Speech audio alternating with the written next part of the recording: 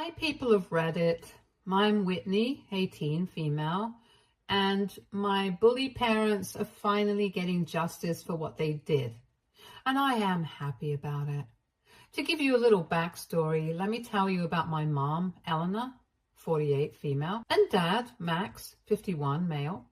My parents are kind of bullies, and they have always favored my golden child sister, Elsa, 21, female. I've spent most of my life feeling like a second-class citizen in my own home. I'm not going to lie, it's been really tough, and I've reached a point where I need to vent. So growing up, I was the one who could never do anything right. When I was 16, I decided to take up painting. It was a hobby I was really passionate about. I spent hours working on a piece for a local art competition. When I finally completed it, I was super proud and couldn't wait to show my parents. But instead of being supportive, my mom took one look at it and said, "Well, it's not exactly a masterpiece, is it?" and proceeded to show it to Elsa, who gave a half-hearted compliment and then went back to her homework. I felt crushed. My dad didn't even bother to look at it. He was too busy watching Elsa's new dance video. One of the worst instances was when I was 15 and had my first serious boyfriend. I was really excited about it and wanted to introduce him to my family. I was so nervous, but I thought it would be a big step in feeling more connected with them. Instead, my mom and dad barely acknowledged him. They just made snide comments about how he didn't seem like the type of guy they'd expected me to date. My mom even went so far as to make a joke about how he seemed like he was from the wrong side of the tracks. I was mortified. They never made an effort to get to know him or make me feel supported in my own relationship. And then there was the time I had a really bad bout of the flu. I was bedridden for days, feeling absolutely miserable. My parents didn't even bother to check in on me. They were too busy with Elsa's rehearsal for the play. I remember laying in bed, hearing them discussing her costume and schedule, and feeling completely abandoned. When Elsa came home, she just gave me a patronizing smile and said, "I hope you're feeling better now," before heading off to hang out with her friends. The worst part is that Elsa never really appreciated me or valued me either. I tried to have conversations with her and share things about my life, and it felt like she was always too busy or too disinterested. I only confided in her about how hurt I felt from all this favoritism, and she just shrugged it off, saying, "You're just being dramatic. Mom and Dad love us both." But it's like, if they really did love us both, why was I always treated as an afterthought? I even tried to bond with her over shared interests like books and movies, but she was always more interested in talking about herself or her friends. For example, she'd come home from a weekend trip with her friends, and instead of asking me about my week or how I was doing, she'd just go on and on about her latest adventures and how amazing her friends were. It always felt like I was just a backdrop to her life, a mere spectator in her grand narrative. I could go on and on about the countless little instances where I felt neglected or undervalued. It's been a lifetime of living in Elsa's shadow, of feeling like the backup plan or the afterthought. And the hardest part is that my parents never see it. They think they're being fair, that they love us both equally. But it's so clear to me that their love for Elsa is just on a whole different level. Sometimes I wonder if it's something wrong with me, if I'm just not worthy of their attention and affection.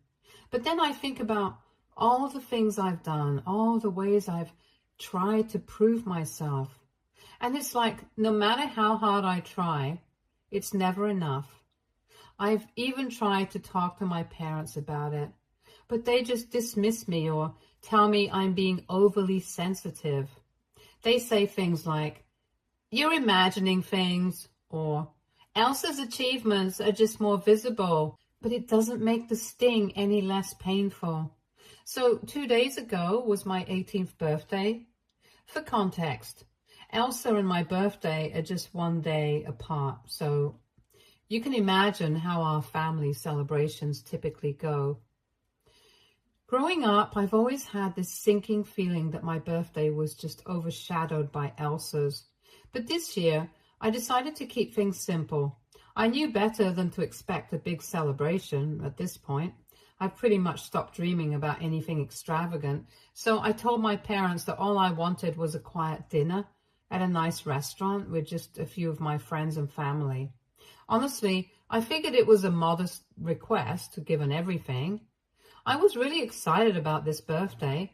Turning 18 felt like a huge milestone. I mean, it's the age where you finally get to say, I'm legally an adult and all that. I was looking forward to it as a way to celebrate a bit of independence and mark the end of my teenage years. I had picked out this gorgeous dress that I had been eyeing for months. It was this sleek navy blue number with a bit of sparkle that made me feel like I was finally stepping into my own. I even went out of my way to find a restaurant that I thought everyone would enjoy. After doing some research, I settled on a place that had great views and a cozy atmosphere. I thought it would be perfect for a low-key birthday dinner. I went to the trouble of searching for the best restaurant, making sure it was somewhere everyone could agree on. I didn't want any last-minute stress or arguments over where to eat. I wanted the night to be as smooth and enjoyable as possible, so I found this cute little bistro that served a variety of dishes and had a good mix of vegetarian and non-vegetarian options. I even called ahead to make sure they had a table for us just to be on the safe side. When I finally had everything planned out, I was really looking forward to the evening. I felt like I had done everything right and that this was going to be a special moment. I let my mom know about the restaurant and the time I thought would work best. I said I'd like to start the dinner around 7 p.m. and she agreed. She even said she'd make sure everyone would be there on time. I was so relieved that at least one part of this whole process seemed to be coming together smoothly. In the days leading up to my birthday, I was buzzing with excitement. I got everything ready, the dress, the shoes, and even a little bit of makeup. I wanted to feel good and look my best for the occasion. I was hoping that this year, despite the usual overshadowing, I could actually enjoy my birthday for once. It was a small personal celebration, but exactly what I wanted. No big parties, no extravagant decorations, just a nice intimate dinner with people I care about. I thought this would be a chance for my family to show a little appreciation for me too. It felt like a reasonable expectation given how little I had asked for. I reached the restaurant at 6:45 and waited outside for 15 minutes because I didn't want to go in early and seem too eager. I figured I'd be polite to give everyone a little leeway to arrive, especially since it was my special day. I wanted to make sure everything was perfect. So I decided to stick to the plan and wait until 7 p.m. before going in. When I finally walked inside at 7, hoping to see everyone gathered and ready to celebrate, it was like walking into an empty theater. I was the only one there. The reservation was still on the books, so that was a relief. But the hostess gave me a look of surprise when she saw me standing alone. She kindly led me to my table, which of course was beautifully set and ready, but it felt more like a stage for a solo performance than a cozy dinner with friends and family. The waiter came over almost immediately and asked if I'd like to order something while I waited. I was feeling a bit awkward and didn't want to start eating or drinking alone, so I told him no, that I prefer to wait for the rest of my party. He seemed understanding, though I could tell he was a little puzzled by the fact that no one else had arrived. I hoped it was just a matter of a few minutes delay, maybe some last minute traffic or people running late. As I sat there, I tried to stay optimistic. I checked my phone a couple of times to see if I had missed any messages. Maybe someone was stuck in traffic or there was a mix-up with the timing. I kept looking towards the entrance, hoping to see familiar faces walk through the door. The restaurant was starting to fill up with other patrons, and I felt increasingly self-conscious sitting there alone, wearing my special dress, with no one to share it with. The minutes dragged on, and I was beginning to feel a knot in my stomach. My excitement from earlier in the day was starting to give way to a mix of anxiety and disappointment. I tried to keep my mind off it by scrolling through my phone or fiddling with my menu, but the reality was starting to sink in. It was past 7:15 and still no sign of anyone. At that point, I began to worry. I didn't want to make a scene or call anyone out, but I couldn't shake the feeling that something was seriously off. I tried to convince myself that maybe everyone was just running exceptionally late, but the minutes kept ticking by with no change. My hopes were dwindling and I was feeling more and more isolated. By 7:30, I couldn't deny it any longer. It was clear that my family and friends hadn't shown up yet. I started to get a bit emotional sitting there at my table, feeling like I was the only one who had shown up to their own birthday party. I began to think back on how I had made sure everything was arranged and planned, how I had been excited and looking forward to this night, only to end up waiting alone. I kept telling myself to stay calm and composed, but it was getting harder with each passing minute. When no one showed up after 30 minutes, I started to get really anxious. I decided to call my parents, thinking maybe they were just running late. I called them repeatedly, but no one answered. My heart was racing and I felt this sinking feeling in my stomach. I knew I needed to figure out what was going on, so I decided to call Elsa, hoping she might have some answers. She picked up on the second ring, and I tried to keep my voice calm, even though I was on the verge of panic. I asked her where everyone was, and she casually mentioned that she was at home. I was completely baffled. I asked her when she was planning to come to the restaurant, and that's when she dropped the bombshell.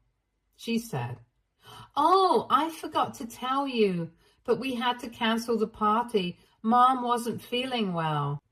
I was in disbelief. I asked her why no one had told me about the cancellation. I thought maybe there was some sort of miscommunication or a mix-up. Elsa's response was shockingly nonchalant. She said, "I'm sorry, I guess I forgot to let you know." It felt like a punch to the gut. Here I was, dressed up, waiting at the restaurant, and they hadn't even bothered to give me a heads up. I tried to process what she was saying. I asked her if there was any chance they could still make it if Mom was okay, or if there was some way to salvage the evening. But Elsa's response was cold and dismissive. She said, "I really have to go now." And then she just hung up on me. I was left sitting there, stunned and hurt. I tried to keep my composure, but it was really tough. I felt like I had put so much effort into planning this evening and had gotten nothing in return. I looked around the restaurant trying to keep my tears at bay. I could see families and groups of friends enjoying their meals. It made me feel even more isolated. I was sitting there with no one to talk to, no one to celebrate with. The emptiness of the situation was overwhelming. I was sitting there feeling pretty miserable, so I decided to order something to eat. I told the waiter that no one was coming and asked if I could move to a smaller table. At this point, I was just trying to make the best of a bad situation. I ordered a simple meal, not really caring much about what I ate, and pulled out my phone to pass the time. As I was scrolling through my feed, trying to distract myself from the growing sadness, I noticed someone walking through the restaurant's entrance. I looked up, and to my shock, it was my grandfather. I hadn't expected him to come, especially since I thought my mom had uninvited everyone. I was genuinely surprised and honestly relieved to see a familiar face. He walked over with a warm smile and said, "Happy birthday." I felt a rush of emotion as he came closer. I stood up and gave him a big hug. It was one of those hugs that you need when everything else feels like it's falling apart. I thanked him for coming, and it felt like a small glimmer of hope in an otherwise bleak evening. He looked around and asked me where everyone else was. Up until that moment, I had been holding back tears, trying to keep it together. But when he asked that simple question, it was like a dam breaking open. I couldn't hold it in any longer. I started crying right there in the middle of the restaurant. My face flushed and I could feel the tears streaming down. I took a deep breath and tried to explain what had happened. Between sobs, I told him about how I had arrived early, how no one had shown up, and how Elsa had called to tell me that the party was canceled because Mom wasn't feeling well. I told him how I had been sitting there alone, feeling completely abandoned and forgotten on what was supposed to be my special day. My grandfather listened patiently, and I could see concern in his eyes. He put a comforting hand on my shoulder and told me he was so sorry. He said he didn't know about the cancellation and that he had come as soon as he could. It was clear he felt bad about the situation, and his presence was a much-needed comfort. We chatted as we waited for my food to arrive. He shared some stories from his day and made a few jokes to lift my spirits. It wasn't the lively birthday dinner I had imagined, but his company made it feel a bit more like a celebration. As we talked, I felt a sense of relief. Even though my family had let me down, at least I wasn't completely alone. When the food finally arrived, it was hard to fully enjoy it. The earlier events had left me a bitter taste, and I found myself picking up my plate more out of habit than hunger. My grandfather, ever the trooper, made sure to keep the conversation light and engaging. He kept me company and made the best of the situation. My grandfather drove me home, and I was still feeling pretty raw from the evening. When we arrived, I just wanted to crawl into my room and shut out the world. I didn't say anything to my parents. I just went straight to my room and closed the door behind me. I was hoping for some peace and quiet after the emotional roller coaster of the night. A few minutes later, though, I was jolted from my thoughts by the sounds of screaming coming from the living room. I was a bit startled and worried, so I decided to go downstairs to see what was going on. As I made my way down the stairs, the shouting got louder and more intense, and when I reached the bottom, I saw my grandfather and my mom in a heated argument. My mom was yelling, asking my grandfather how he could do this to them. Her voice was full of anger and disbelief. I was completely confused. I had no idea what they were fighting about. I stood there trying to make sense of the situation, and it was clear that this was more than just a simple family squabble. From what I could gather, the argument was about something that had to do with my grandfather's will. Apparently, my grandfather had promised my mom that he would leave her his house in his will, but now he had decided to change his mind. My grandfather was furious, saying that my mom was still the same entitled brat she had been when she lived with him. He was clearly upset and ashamed of how she had treated me, his own granddaughter. In the middle of the shouting match, my grandfather turned to me, took a deep breath and said, "Happy birthday, sweetie," and then headed for the door. It was a strange moment, filled with mixed emotions. I felt a bit of comfort from his kind words, but the chaos that had unfolded was overwhelming. He left without another word, and I was left standing there trying to process everything. Once he was gone, my mom turned to me with an intense look. She demanded to know what I had told him.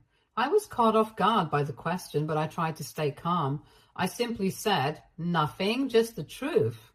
It was the truth, after all, about how I had been left alone on my birthday and how Elsa had casually mentioned that the party was cancelled without informing me properly.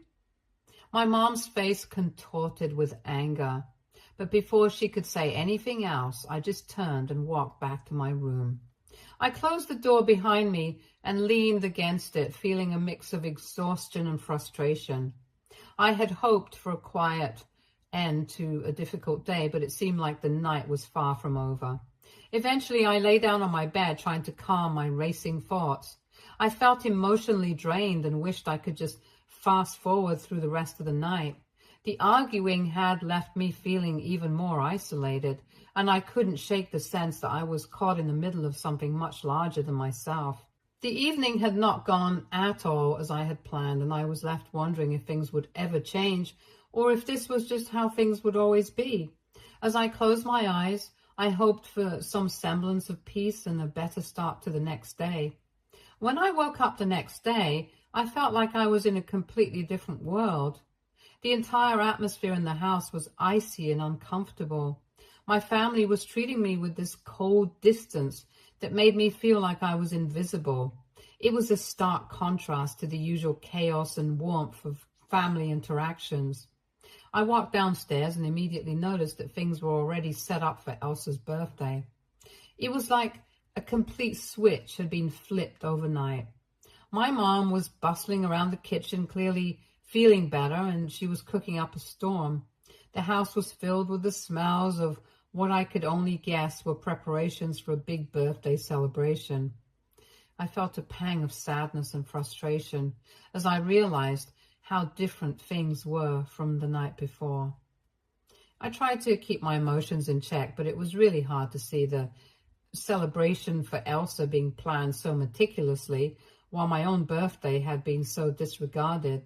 I was still feeling the sting of being abandoned and hurt by the lack of consideration from my family. I couldn't just sit there and watch them prepare for Elsa's party when it felt like they had completely ignored my feelings and my birthday. So I decided to leave. I packed a few things and went over to my best friend's house for the night.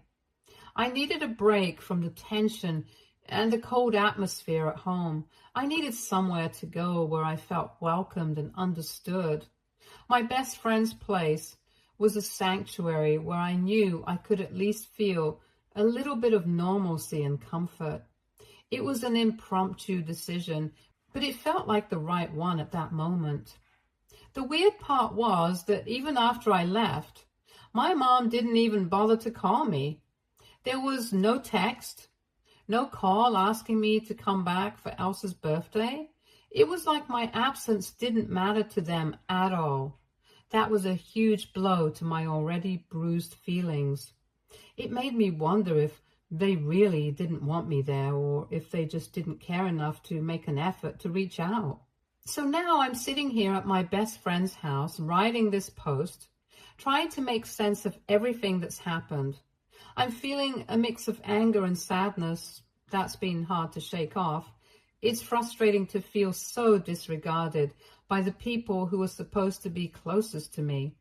I'm trying to figure out how to deal with these emotions and how to move forward. I'm reaching out because I need advice. How do I cope with feeling this way? How do I stop being so angry and sad about what's happened? I want to find a way to heal from this and not let it consume me. Any advice or words of encouragement would really mean a lot right now. Thanks for listening to my story. Update 1. Hi everyone, I've got quite the update for you. I've been kicked out of my house. Yeah, it sounds as dramatic as it feels. It's only a few weeks until I'm supposed to head off to college, but apparently my parents couldn't wait that long. The craziest part? It all started over me not doing the dishes. So here's how it went down. I hadn't gotten around to doing the dishes one night and my mom completely lost it. She started railing at me about how ungrateful and entitled I am, how I never help around the house and all that jazz. It felt like she was blowing it way out of proportion. I tried to explain that I had been really busy with preparations for college and it was just one night, but instead of calming down, she just got angrier. Well, I lost my patience too. I snapped back and told her exactly how I felt about the way they've treated me over the years, how I've always been the one overlooked, how my birthday was just another example of their disregard. I aired out everything I'd been bottling up for years, and once it was out, I couldn't hold back. I told her about the emotional distance, the favoritism towards Elsa, and how hurt I felt about everything. As you can imagine, that didn't go over well. Things got really heated and my mom's face turned bright red, and she screamed at me to get out. I was stunned but not surprised. I'd seen this coming for a while now, though I didn't expect it to be triggered by something as mundane as the dishes. I didn't wait around for any more drama. I grabbed a bag, threw in a few essentials, and just left. I didn't even bother with a big goodbye or explanation. I was too upset and needed to get out of there before things got even worse. I told my mom I'd come back for my stuff when I was heading to college, but for now, I needed to be somewhere else. I went straight to my best friend's house. I called her up on the way, hoping she wouldn't mind me crashing there for a bit. Luckily, she was totally understanding and told me I could stay as long as I needed. Her place has been a haven for me ever since. I don't know what to do now. Update 2. Hi everyone. I know it's only been a few weeks since my last update, but I figured I should let you all know what's been happening. Honestly, things have been pretty quiet on my end, but there's a bit of news that might interest you. So yesterday, I finally got a chance to talk to my grandfather. After the whole drama of being kicked out and everything, I felt like I needed to let him in on what was going on. I called him up and filled him in on the whole messy situation, how I got kicked out over not doing the dishes, the fight with my mom, and the fallout with my family. His reaction was intense, to say the least. He was absolutely furious when he heard what had happened. He couldn't believe that things had escalated to that point over something as trivial as dishes. But more than that, he was upset that I hadn't reached out to him sooner. He said he would have been more than willing to help me out if I had called him earlier. It was a mix of relief and frustration hearing that.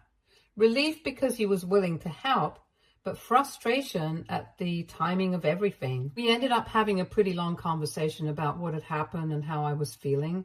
It was really comforting to have someone who understood my side of the story and who was willing to step up and support me.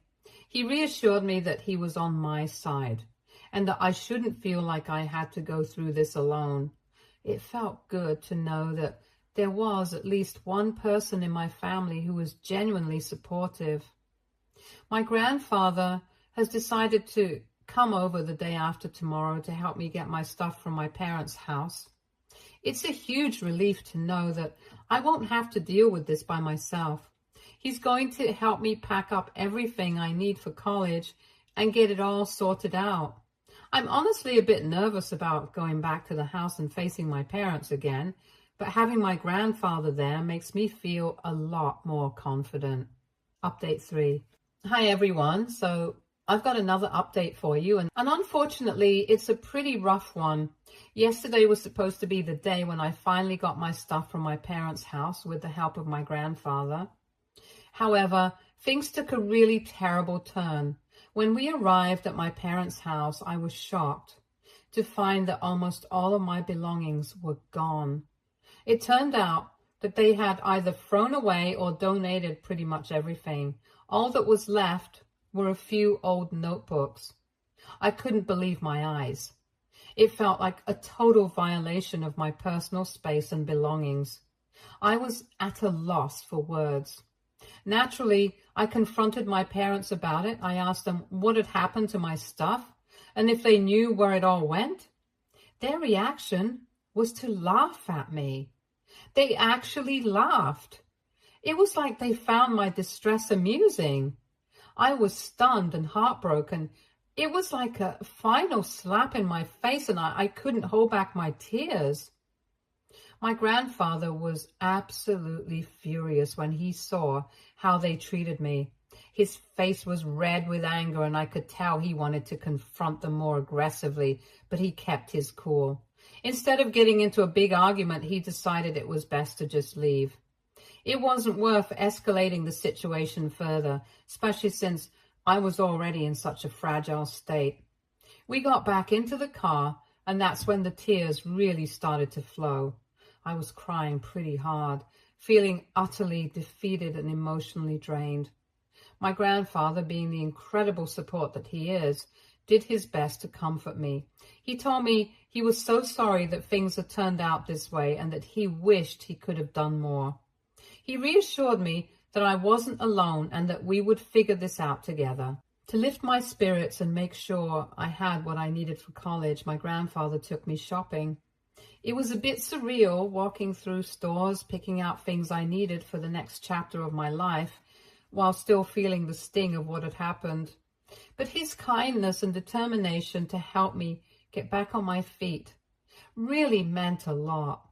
We managed to pick up a few essentials, and it was a relief to know that I had the basics covered. On top of that, my best friend told me I could have whatever I wanted from her stuff. She offered me clothes, supplies, and anything else I might need. It was a huge comfort to know that even though I was going through such a tough time, I had people who genuinely cared and wanted to support me. Stay tuned for more stories from our girl